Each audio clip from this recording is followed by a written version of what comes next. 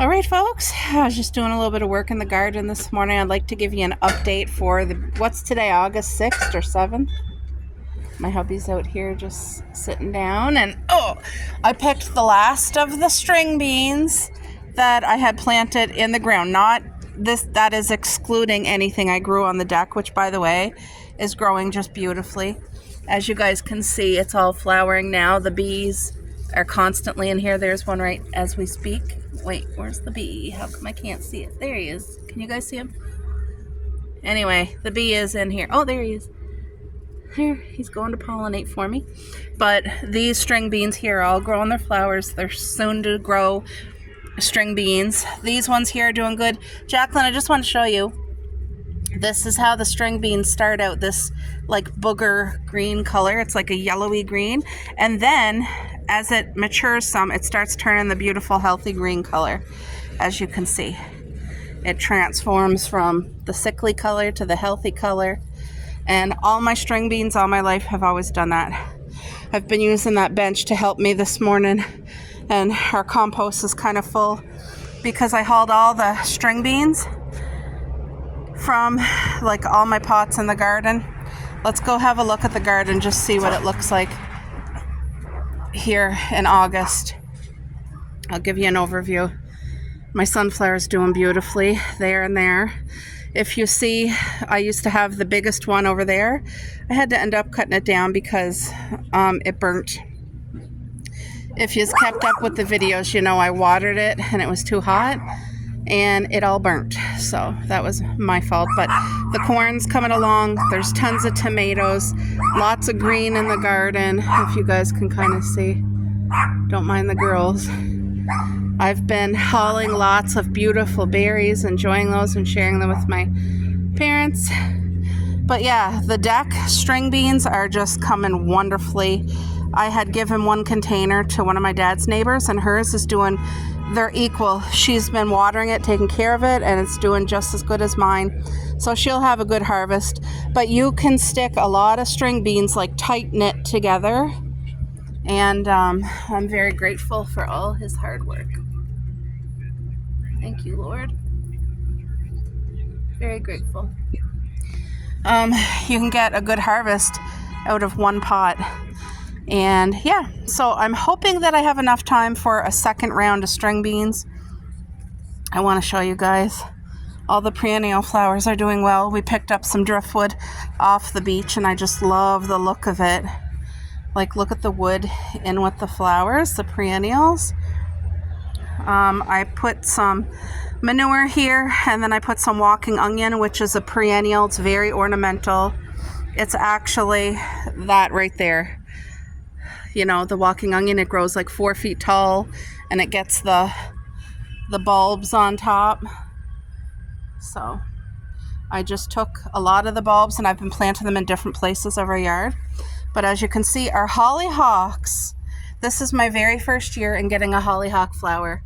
Isn't that beautiful? It is. It's absolutely beautiful. And I have more buds here. Some more there. Now this is in mostly full shade, so it's really impressing me that it's like alive and doing well. All this, like this is going to be a surprise to me. I have no idea. I have no idea what this is. It's some type of weed probably. But it's a nice big bush, and I like the height of it. So if it flowers pretty, I'm going to leave it. I think it's going to flower yellow is what it's starting to look like. But if the bees love it, I'm going to leave it. So, yeah. Our strawberry garden here has been busy filling out nicely. So any available space that was there, the runners took over and planted. So next year we should have a wonderful harvest. And the repair that I had to do to this strawberry bed this summer was this side over here was really drying up. We've had nothing but heat waves, very little rain. Like we're in the middle of like almost 4 weeks no rain, and it's been a massive heat wave. Like we're under fire watch and no burn order and all that. So I had to really load that half up with the compost that I have available. I have no more compost, but next year I'll have to load this side up.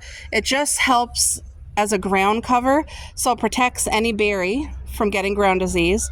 It also keeps the roots and the soil cooler temperature and helps to save the water that's in the ground from evaporating like so easy. So that's that.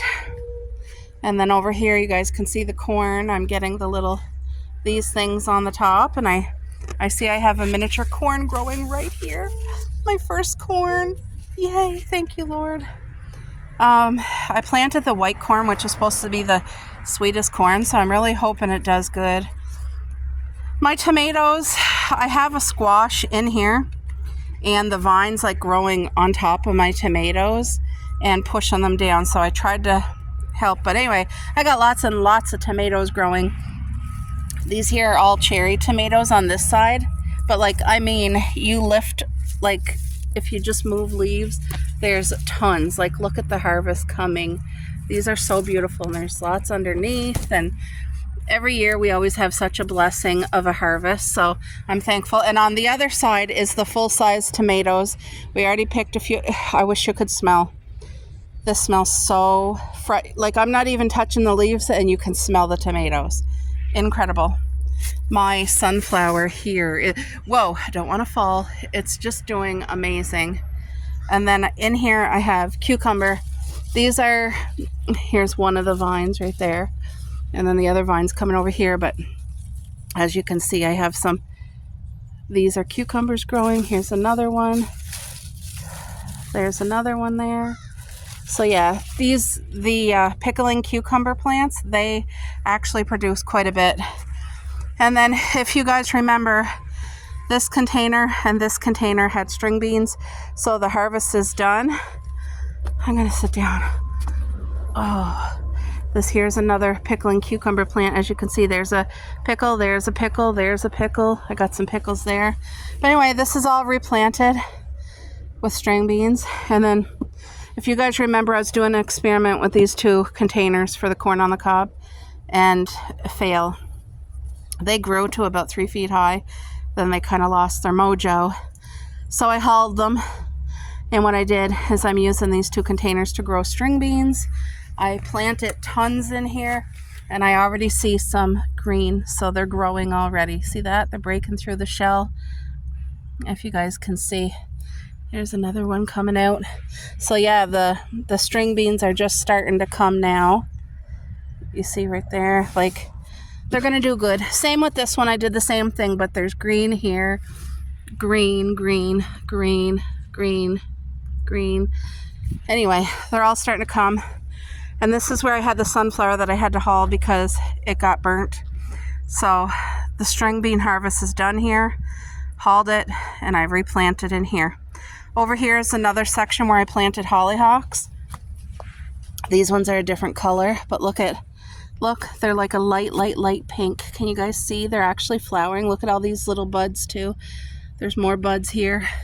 So this is my first year of these flowering, so they'll come back every year. I'm so thankful for that. I have 2 more sunflowers here. And then you can see on the back side, I have a row of sunflowers coming.